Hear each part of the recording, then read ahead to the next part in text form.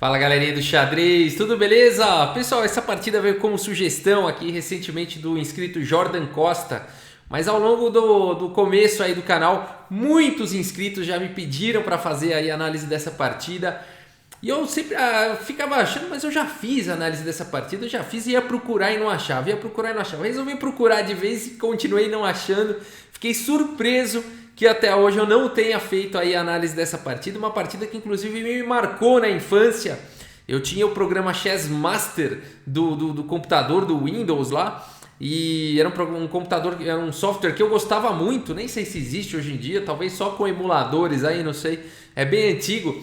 Mas uma das séries que tinham dentro do Chess Master eram as partidas do Joshua Waitzkin. E eu fiquei fascinado, foi uma das razões para eu ficar fascinado pelo xadrez, foram as partidas do Joshua Waitzkin, inclusive essa partida que eu vou mostrar, que foi a partida que mais me marcou quando eu estava começando a aprender xadrez.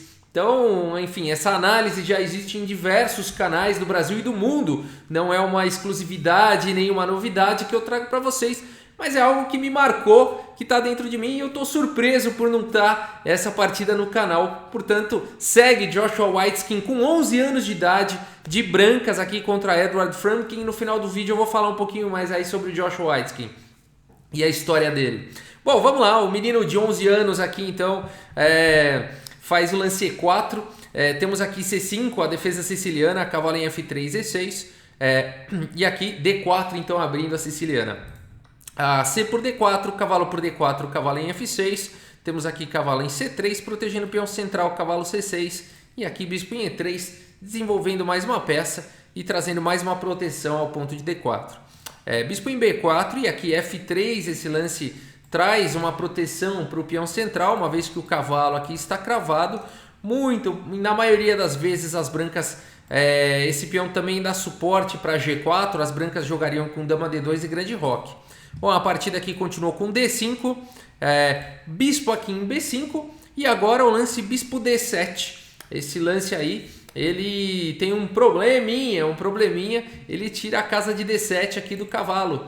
E aqui então o Joshua, uma opção ao lance aqui bispo D7, a ideia é proteger aqui em C6, seria dama C7. É uma opção bastante natural, trazendo uma proteção aqui para C6 e também fazendo uma pressão velada no ponto de C3. Então, mas aqui bispo D7 foi jogado pelo Edward Franklin e aqui o garoto já começa a fazer alguns lances interessantes. Primeiro com bispo por C6, o cavalo não estava mais cravado, então aqui ele elimina, depois de B por C6, E5. Então aqui o cavalo não pode mais voltar para D7, ele não tem mais casas interessantes aqui pelo tabuleiro, H5 seria um cavalo no canto aí, sem volta. Então, provavelmente, ele poderia ficar preso aí depois de mais alguns lances. G4 imediatamente não, né? Por conta de dama aqui em H4. Não ganharia, as brancas não ganhariam nada com isso. Ou até mesmo C5 e algum tipo de contra-ataque poderia existir. Mas, enfim, é melhor aqui o cavalo em G8. De G8 poderá ir para E7. Então, o lance jogado foi cavalo em G8, né? E agora A3 aqui pelo Joshua, batendo aí no bispo, não dando tempo aqui das pretas virem com agressividade aí com C5 e D4, bispo em A5, B4, atacando o bispo e já segurando aqui a casa de C5, legal, Joshua se livrou aí de problemas, a partida continuou com o bispo em C7 e agora F4 protegendo aqui o peão central e também liberando a dama. A partida continuou com o cavalo em E7, cavalo em A4, olha que legal, o cavalo de olho aqui nessa casa de C5, de onde esse cavalo não poderá ser expulso, não há peões para expulsarem esse cavalo de C5. Continuamos com o roque, cavalo C5 e aqui A5. O Edward então tenta minar aqui a defesa, o posto aqui, o peão que está garantindo o posto do cavalo em C5. A partida seguiu com C3, temos cavalo em C8, manobrando aí o cavalo, roque simplesmente cavalo em B6, e aqui o Edward então está arrumando esse cavalo aqui para um posto de C4, que também ficaria um excelente posto aí para esse cavalo. Mas o Joshua aqui já começa uma agressão com o lance dama G4, uma peça poderosa, né? Uma peça valiosa aí como a dama se dirigindo aí para a ala do rei, né? Sempre um incômodo muito grande, a possibilidade de subida de torre e tudo mais. Então aqui, principalmente pelo fato do bispo de Casas Claras está bloqueado aqui. Esse bispo não vai conseguir proteger o rei, né? O bispo de Casas Escuras também não vai conseguir proteger o rei, e o cavalo também está distante para defender o rei. Então parece que as peças das brancas vão se juntando na ala do rei e as pretas não conseguem levar as peças para se defenderem. Mas no momento não tem nada de imediato sendo ameaçado aqui. A partida seguiu com o cavalo em C4 atacando o bispo, bispo em F2, e olhem só, esse lance aqui ele traz uma ameaça muito forte de jogar bispo aqui em H4, atacando a dama, seguido aqui de bispo em F6, com uma sequência muito forte de ataque contra o rei adversário. Então o lance jogado nessa posição foi dama em E8, que além já tira, né, já se antecipa ao lance bispo H4, já tira a dama do ataque, além de trazer mais uma proteção para E6. É meio incômodo ter muitas peças aqui atacando em E6, né? Poderia ter algumas ideias de sacrifício no futuro, então dama E8 resolve tudo isso. Torre de F em E1 foi jogado, bispo em C8, colocando aí o bispo em segurança, bispo em H4, olha lá, juntando mais aí uma peça no ataque na ala do rei, ameaçando agora o incômodo, bispo em F6. O Edward aqui faz o lance rei em H8, já tirando o rei então da mesma coluna da dama. E aqui A4, interessante como o Josh vai jogando aqui dos dois lados do tabuleiro. A partida continuou com o bispo em B6, colocando pressão aí no cavalo. Torre de A em D1, segurando a casa aqui do cavalo, a casa de D2, e também preparando, né? Agora as duas torres podem subir. A partida continuou com o bispo por C5, B por C5, e aqui cavalo em B2, atacando a torre.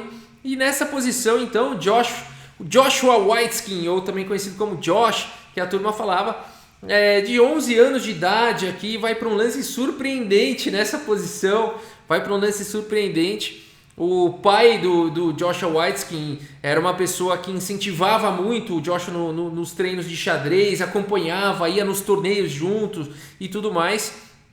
E a história conta que nessa posição, depois que o Joshua faz um movimento, o pai dele põe a mão na cabeça, sai frustrado ali, fica muito nervoso achando que o filho errou, que pendurou. Porque o lance feito aqui pelo Joshua Waitzkin foi o lance torre E3, olha que beleza, né? Aqui deixando a torre em D1, aqui o pai dele falou, meu Deus, pendurou peça, né? Pendurou peça, 11 anos, tudo bem, releva, né? Torneio deve estar nervoso, alguma coisa assim.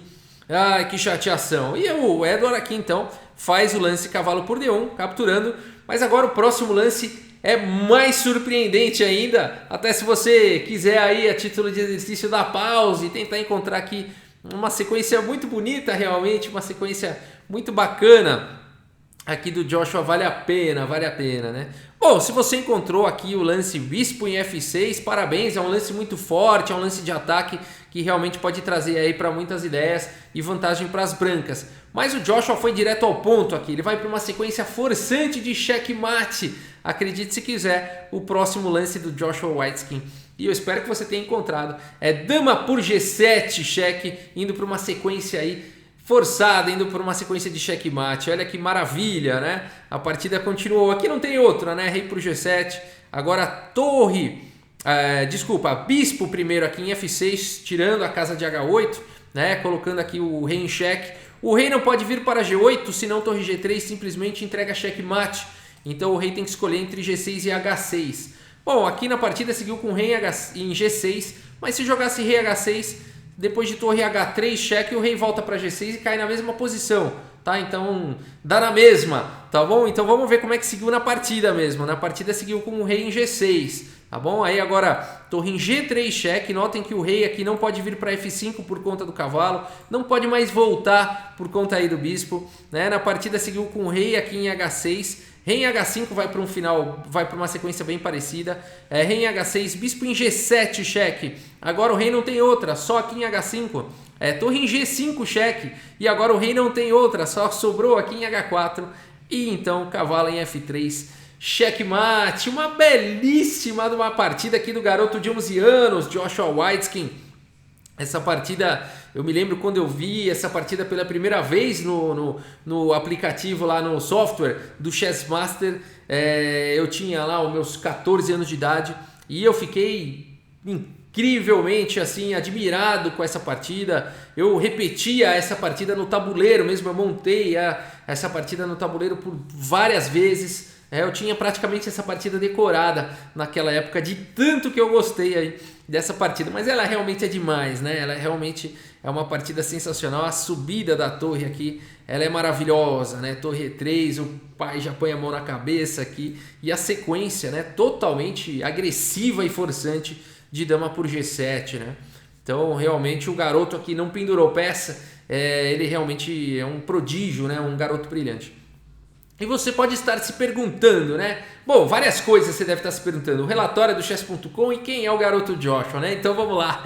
O relatório aqui do chess.com, 96,6% de precisão. Realmente foi uma partida impecável aqui do garoto Joshua. 93,1%. O adversário realmente ofereceu aí bastante resistência, mas não deu, né? Ele foi com sede ao pote ali para cima da torre e não imaginava ali o dama por G7, né? Nem conseguiu imaginar isso, e aí a derrota veio, e quando veio já não tinha mais jeito, né? Então aqui, enfim, uma precisão monstruosa, apenas 4 imprecisões aqui do Joshua. O adversário errou um pouco mais, 2 imprecisões, um erro e uma gafe, né? Aqui o erro fatal mesmo foi cavalo por torre, né? Mas você pode estar se perguntando então, cadê esse garoto? Por que a gente não ouve falar dele? Ele virou campeão mundial? O que aconteceu dele? Ele tá jogando torneio de candidatos? Cadê ele? Né? E o Joshua Waitzkin, ele tem uma história muito interessante. Ele largou o xadrez. Ele conta que em um certo dia ele sentou num tabuleiro e não sentiu mais prazer em jogar xadrez. Ele descobriu que ele ficou contente, o que bastou para ele foi ele dominar a arte do xadrez. E aí ele percebeu, ele foi buscar desafios diferentes, ele foi querer dominar outras áreas também do conhecimento humano. Ele partiu para as artes marciais, então ele, enfim, foi para... ele é campeão mundial até atualmente de Tai Chi Chuan, né? Ele tem, acho que, academias de jiu-jitsu também lá nos Estados Unidos. Ele fez o livro The Art of Learning, que é a arte de aprender. Então ele vai nessa linha de tentar aprender outras coisas. Ele também faz reflexões aí a respeito da vida, reflexões mais filosóficas. Então ele é uma pessoa genial, né? Que teria tudo aqui, a gente viu através dessa partida e de outras, teria tudo para estar sempre entre os melhores jogadores do mundo, mas ele não quis isso, ele quis coisas diferentes. Muito interessante a história do Joshua Waitzkin, né? E realmente muito surpreendente. E existe um filme, Lances Inocentes não, Em Busca de Bobby Fischer, Searching for Bobby Fischer, que conta aí a história então do Joshua Waitzkin, que mostra o treinamento, mostra lá, enquanto no dia do torneio todos as crianças estavam lá treinando, estudando e fazendo exercícios. Ele já tinha estudado, então ele aproveitava esse tempo para relaxar, para fazer um esporte, para fazer outras coisas e se distrair, esvaziar a mente para estar pronto ali para os jogos, né? Então é aquela coisa, né? Quem presta vestibular, né, sabe muito como é que é isso. Você tem que estudar, mas você tem que ter os momentos ali, né, de relaxar, de dar uma descontraída, a soltar toda aquela tensão. E o Joshua já fazia isso, né? O pai dele ensinava. Uma história muito legal, um filme muito legal também, Searching for Bobby Fischer, vale a pena. Mas é isso, muito bacana aí essa história, essa partida, né? E tá aí agora, finalmente, no canal Xadrez Brasil também. Tá bom, pessoal? É isso. Espero que vocês tenham gostado aí do vídeo, dessa história. Muito obrigado pela sua audiência. Um grande abraço aí para todos vocês e até a próxima. Valeu!